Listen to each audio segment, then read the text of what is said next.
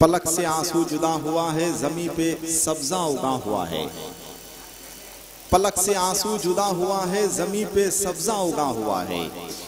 चिराग बेखौफ जल रहे हैं, हवा ने रोजा रखा हुआ है।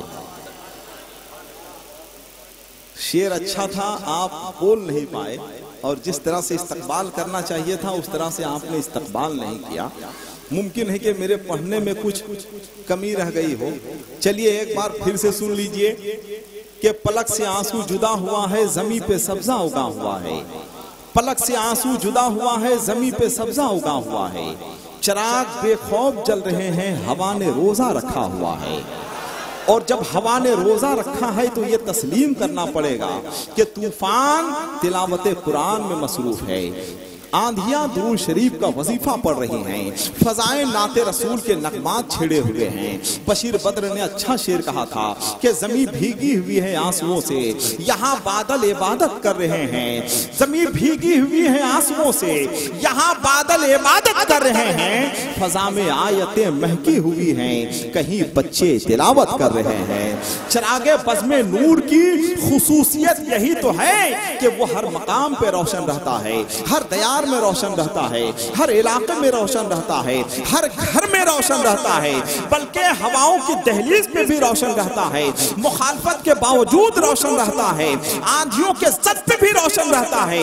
इसलिए कि चिरागे नूर ये इस्तिआरा है चिरागे इस्लाम से, और इस्लाम का चिराग जब मस्जिद नबवी में रोशन होता है तो मोहम्मद सल्लल्लाहु अलैहि वसल्लम कहलाता है। इस्लाम का चिराग जब मिंबर कूफा में रोशन होता है तो अली मुर्तजा कहलाता है। इस्लाम का चिराग जब खदीजा के घर में रोशन होता है तो फातिमतु ज़हरा कहलाता है। इस्लाम का चिराग जब करबला में रोशन होता है तो हुसैन शहीद कहलाता है। इस्लाम का चिराग जब बगदाद की वादियों में रोशन होता है तो अब्दुल कादिर कहलाता है। इस्लाम का चिराग जब अजमेर की गलियों में रोशन होता है तो मोइनुद्दीन अजमेरी कहलाता है। और इस्लाम का चिराग जब बरेली की टूटी हुई चटाई पे रोशन होता है तो इमाम अहले सुन्नत कहलाता है। मैं दुनिया ही में जन्नत चाहता हूँ, मैं दुनिया ही में जन्नत चाहता हूँ, मदीने में सुकूनत चाहता हूँ। मैं दुनिया ही में जन्नत चाहता हूँ, मदीने में सुकूनत चाहता हूँ। मुझे नफरत नहीं दौलत से, लेकिन मैं अपने घर में बरकत चाहता हूँ। से लेकिन मैं अपने घर में दौलत चाहता हूँ। और यह आखिरी शेर, और इसमें आपका इम्तिहान। बांध रखे हो जहन में जो ख्याल, उसमें तरमीम क्यों नहीं करते? बेसबब उलझनों में रहते हो, मुझको तस्लीम क्यों नहीं करते? और मुझे आपके समातों का अंदाजा लगाना है।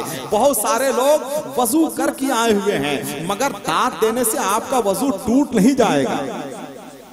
सुनिएगा कि मैं दुनिया ही में जन्नत चाहता हूँ, मदीने में सुकूनत चाहता हूँ। मुझे नफरत नहीं दौलत से, लेकिन मैं अपने घर में बरकत चाहता हूँ। खुदा का शुक्र है हजरत बहुत है, मगर मैं आला हजरत चाहता हूँ।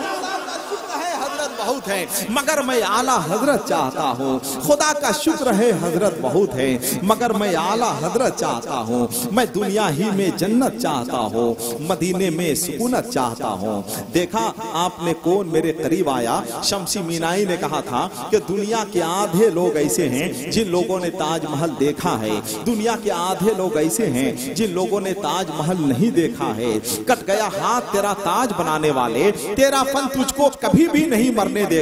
जिसने काटा था तेरा हाथ लहद पर, उसकी ताज का हुस्न नहीं फातिहा पढ़ने देगा। संगे मरमर से तराशे हुए हसीनो जमील पैकर शायरी के हवाले से, अपने लहजे के हवाले से, अपने डिक्शन के हवाले से और अपने अंदाजे पेशकश के हवाले से हिंदुस्तान के जलसों और नात के मुशायरों के लिए शायर इस्लाम जनाबे सैयद शकील रहबर चैनपुरी मुहताज तारुफ नहीं। अगर आप जानते हैं तो जरा एक बार सुभान अल्लाह बोल दीजिए, जरा और मोहब्बत के साथ बोल दीजिए सुभान अल्लाह। देखिए, जब मुझे अच्छे शेरों पे दाद मिलती है तो मुझको ऐसे खुशी होती है जैसे अफ्तार के वक्त का इंतजार करता हुआ बच्चा मस्जिद के माइक की सुबुगाहट पर खुश होता है। वरना मुझे अच्छी तरह से मालूम है कि बुलंदी से गिद्ध दाना देखता है, उकाब निशाना देखता है, इंसान घराना देखता है, कबूतर ठिकाना देखता है, शायर नजराना देखता है। कि नहीं? तो हम ये चाहते हैं कि जब अच्छे लोग बैठे हुए हैं तो अच्छी चीजें और अच्छे अशार आपकी खिदमत में पेश किए जाएं। शेर सुनिए तो फिर शेर की तरह से शेर सुनिए,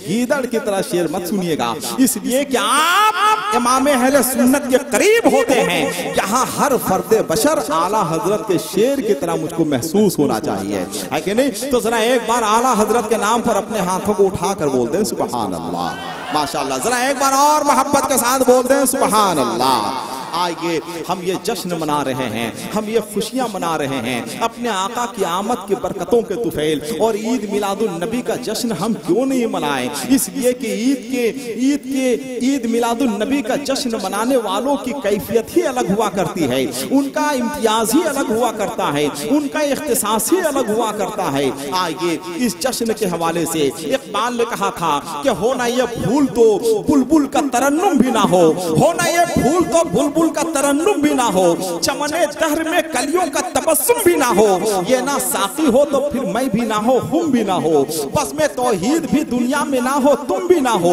खेमा अफलाक का इस्तादा इसी नाम से है, नब्ज़े हस्ती तपिश आमादा इसी नाम से है।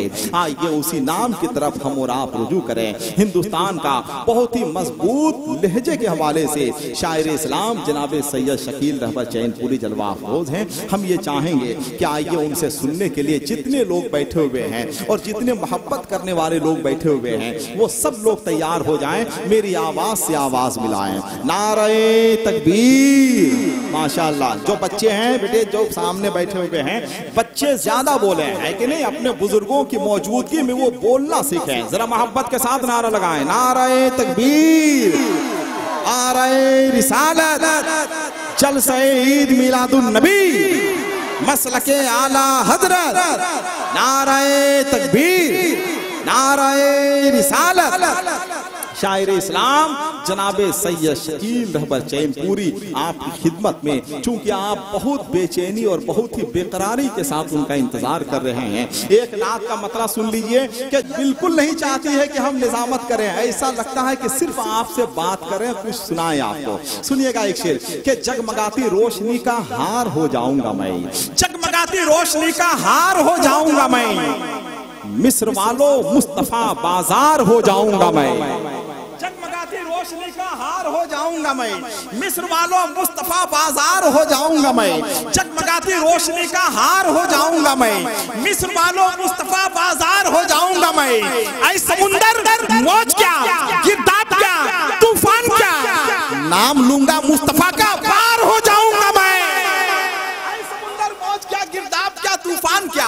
आखिरी शेर में एक नौजवान कहीं से खड़े होकर नारा लगाएगा तो समझेंगे कि मेरी मेहनत वसूल हो गई है। यही समुंदर मौज क्या, गिरदाब क्या, तूफान क्या, नाम लूंगा मुस्तफा का, पार हो जाऊंगा मैं।